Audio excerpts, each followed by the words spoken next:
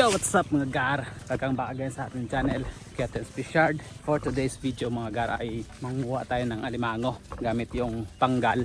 So tapos na tayong naglagay ng mga pain. Ito yung inuna natin kanina. Tapos punta tayo dito sa kung saan nilalagay ni tata yung mga panggal niya. Hindi na kasi inuuwi yon. Bali dito na lang yan nakatambay. Tapos pag namanggal ka pupuntahan mo na lang, tapos dito ka na lang maglalagay ng pain sa panggal. So niready na natin yung mga pain. So may malalim na at may mga nakapaglagay na rin ng kanilang panggal. Pero hanapan natin ang paglalagyan yung mga panggal din natin. Kaya makakuha lang tayo dito ng mga maliliit, mga reject. Goods pa rin naman yun.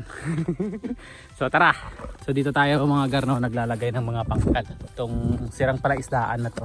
So medyo masukal lang damo yung lugar natin dito. So medyo malalim na yung tubig at may nakapwesto ng mga panggal. Ayun nakita ko mga panggal na nakapwesto na. So hirapan tayo dito. Walang po saan nakapwesto yung mga panggal ni tatay. Siguro nandun pa rin sa gitna. Hanapin natin.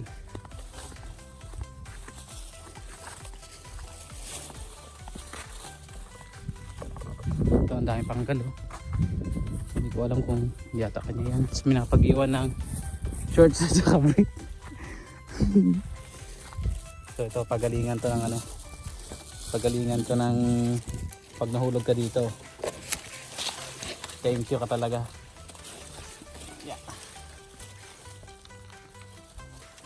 Yun Hindi ko alam kung saan nakapwesto yung panggal niya. Marami nilagay yun.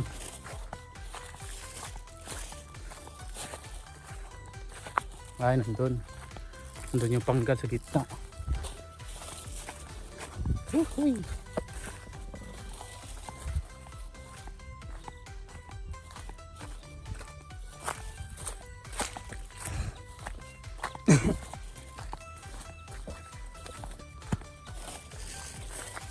Naglatag na ng panggal Yan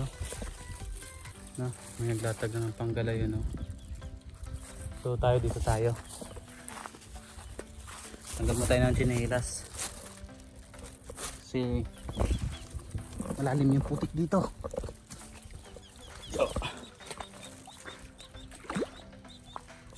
Malalim yung putik.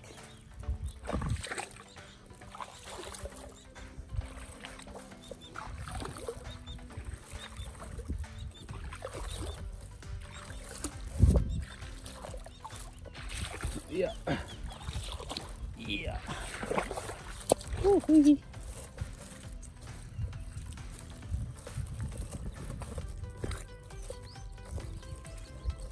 Dito lang din natin lalatag siguro yung panggal natin kasi doon sa kabila meron na, pero dito wala pa.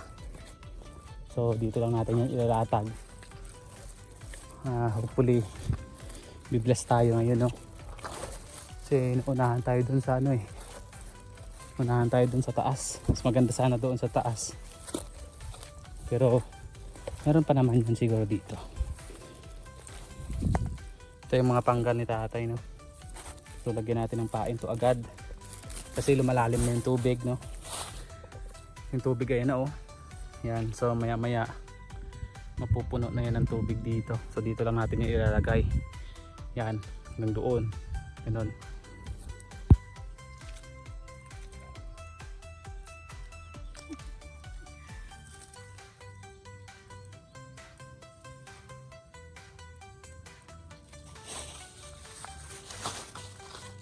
So sira-sira na tong panggal ni tatay pala.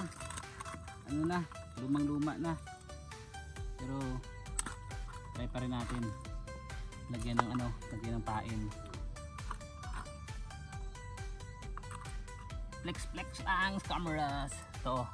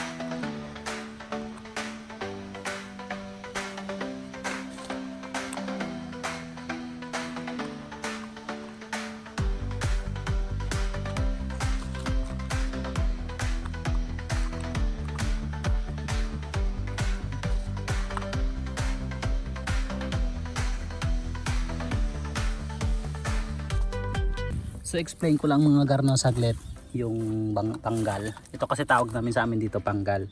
Merong iba naman ang tawag dito ay bubo. Yun. So meron tong mga bato sa ilalim para hindi siya lumutang at hindi maanod ng tubig. So papasok yung alimango dito. Yan. Dalawa ang butas niyan. Dito ang isa. Tapos may pain sa gitna. Yun. So papasok yung alimango dito sa loob. Kakain. Tapos hindi na siya makakalabas. Ganon. So ilalagay lang natin yan dito. Yan sa mga dito sa mga parang okay din na spot. So ikaw yung pipili kung saan mo ilalagay. Tapos after bumaba yung tubig, ganyan. Yan, babalikan lang natin yan mamaya tanghali. Kasi yung or hapon. Siguro hapon kasi yung tubig ay hanggang alas 12 pasado nitong umaga So babalikan natin yan mamaya. Lalagay natin tong mga to, yung mga ganto, yung parang may ganto. Parang may bagong butas tapos may mga paa ng alimango yung kanyang footprints. So lalagyan natin yan. Ganyan. So lalagyan natin, yan. Lagyan natin dito sa butas, yun. So sama sa nalay mo ay laman niya na na isang dambuhalang alimango papasok dyan sa lagayan natin. Yun. Pag may mga bagong butas-butas pwede natin lagyan yan tulad yan may butas yan. Lagyan natin dito sa tabi. So dito na natin ilalatag tong lahat ng mga panggal natin kasi meron na nakauna sa atin doon sa taas. Doon sana tayo maglalatag, doon yung plano ko.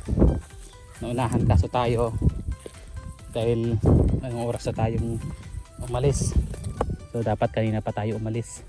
Pero hindi naman yan kung kahit saan mo ilagay Pag business ka talaga. Ganun lang yun. Diba? Merong diba? Bible story muna tayo. Merong ang kwento sa Bible, diba, na buong gabi silang nanguha ng isda. Pero wala silang nakuha. Tapos nung umaga nakita nila si Jesus tapos tinanong sila kung madami silang kuha, parang ganon. So wala silang nakuha. Tapos ang ginawa lang ay pinatapon sa kanila yung net nila. Ayun, sobrang daming nakuha nila. So ito natin lang ilalagay yan. Goods na yan. Meron yang pasok dyan mamaya na malaki. Tapos tayo maglagay ng dalawa ito sa may panggilid kasi so isa to dati sa mga palaisdaan na inaanuhan namin pagka mag harvest. Pumupunta kami dito tapos nang-i-scrap kami ng mga ng mga pwede namin makuha na alimango, hipon, mga ganun. Pagka dito kasi pag nag-harvest dito yung mga palaisdaan, pag hindi madamot yung may-ari or yung bantay, pagkatapos ng lahat pwede kang manguha ng mga natitira-tira. Parang nang-i-scrap ka ba, parang ganun. Pero hindi naman lahat kasi merong mga talaga may-ari ng palaisdaan na hindi nag-share.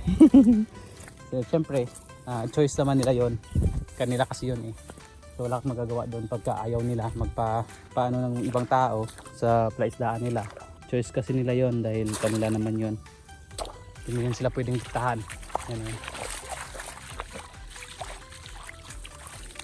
Yun, sana dami tayong makuha mamaya kahit mga reject lang, laman tiyan din naman yan.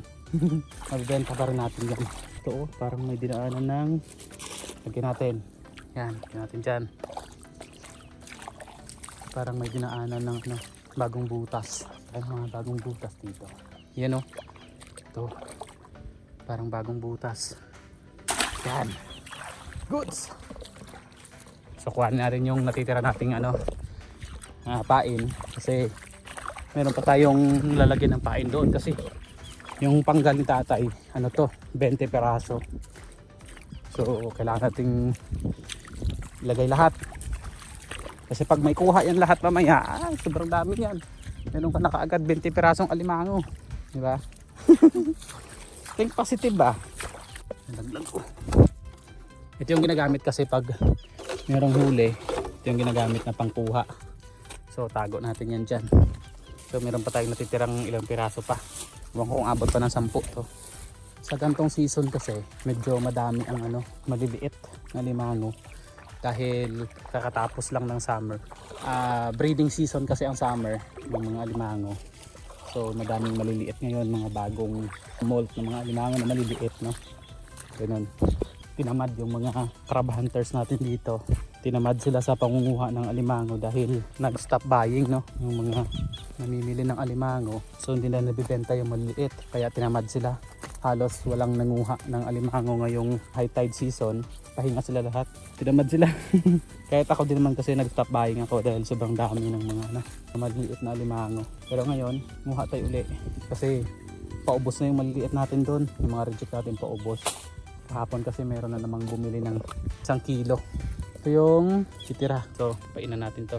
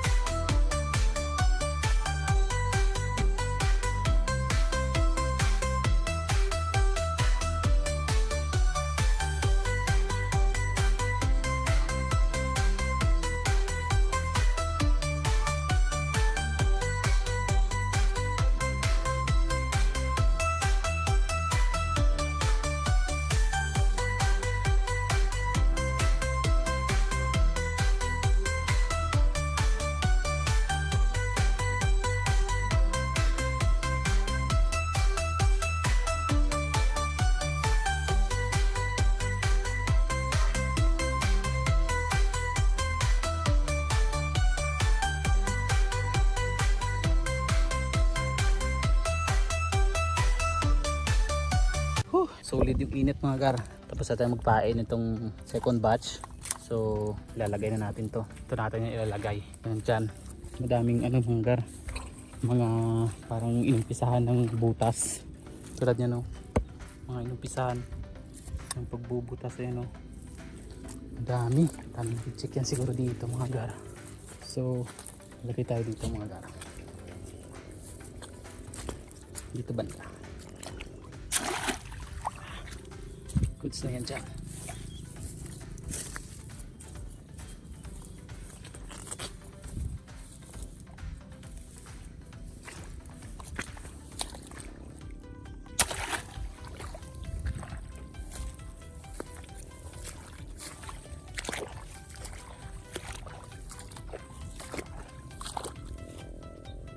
Ito natin lagi kasama.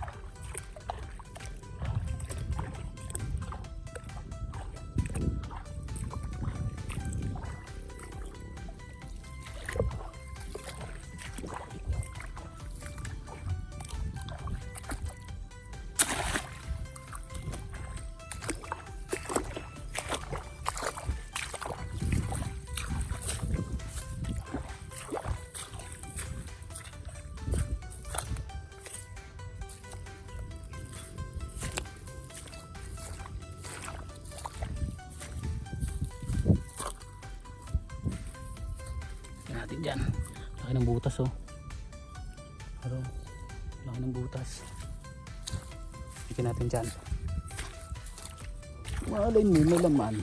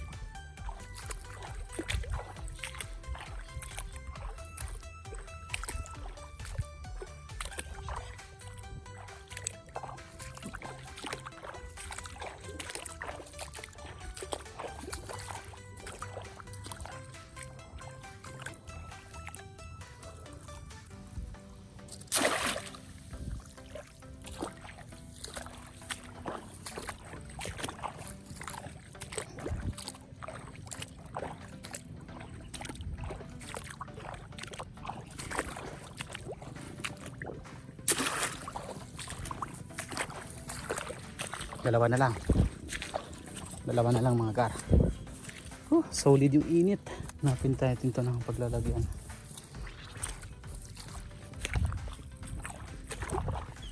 Sa mga madamo. Ito. Yun. Ito mga gar, oh. May bagong butas, oh. Timing to timing. Natin lalagay mga gar. Yan. Sino?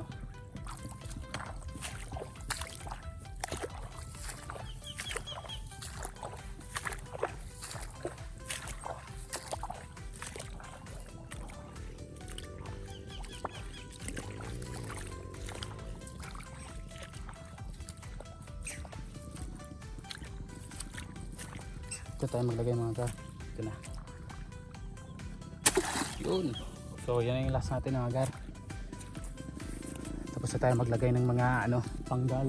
Uwi na uwi. Yan pa dito mga gar, oh. Pugad. Pugad ng ibon. Walang kung may laman. Yan. Yan, may pugad ng ibon. Parang wala nang laman. Parang luma na. May laman sa loob kaso patay. Namatay na yung sisiw. Yan dyan. Yan, ang galing ng pagkakaano sa gantong puno. Yan, kaya sa ganyang puno may pugad kaso patay na yung loob siguro na tapos dalawa pa yung pugad. Tapos isa, oh.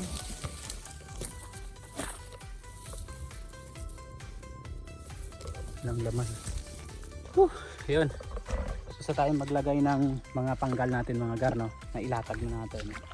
So hopefully bless tayo mamaya pag nagkuha tayo, pag nagtawag dyan sa amin dito pag namutkuha. Yun, namutkuha. So sana bilis tayo, no, madami tayong makuha. So 20 peraso yung nilatag natin, sana makakuha. Pag nakakuha lahat, yun, meron ka na kaagad 20 alimango. So ito yung lugar namin, no. Yan, walang internet. No internet connection. So mayroong kuryente pero parating brand out. So ito yung lugar namin. Pag umulan ng malakas, baha agad. Pag uminit, sobrang init din. Ganon. So solid yung init ngayon. So nawala na yung pinuti natin ng Maynila. Nung nandun sa Maynila, pumuti tayo ng konti. So pagdating dito, tapang isang buwan, nawala na agad. Ayun. Mata na lang yung puputi ka atin ito. So uwi na tayo mga gar, no? At mamaya babalikan natin to. So hopefully meron tayong maraming makuha. So hanggang dito na lang yung video muna natin mga gar, no? Continue natin mamaya. Tara. 2,000 years later. Yo, what's up mga gar? So hindi tayo nakapag video kagapon nung pinuntahan natin ulit yung mga trap natin sa Alimango. Hindi ako nakapag video dahil parang uulan. So kahapon na kaya nagmamadali ako na matapos agad. So hindi tayo nakapag video mga gar, no? So pasensya talaga mga gar. Di totoo yan. Sa mga nag-antay na tumingin, no, kung paano magkuha, no, or basta magpunta sa mga ganong pangtatrap yon. So hindi ko tuloy napakita yung mga huli ko mga gar. Pero ngayong umaga, no, umaga na ngayon kasi kahapon grabing ulan, tapos lakas ng kulog at kidlat, kaya natakot tayong mag video, baka tamaan tayo ng ng nitor. Yun, so ngayong umaga, no, tatalian natin yung mga nahuli natin kahapon. So hindi naman ganun kadami, mga reject lang, pero kahit pa paano, no, meron tayong nakuha. So tara mga gar. Ito yung nakuha natin kahapon mga garo. Ayan. Yan. So ilang piraso din yan mga gar, no? So tatalian natin ito mga gar.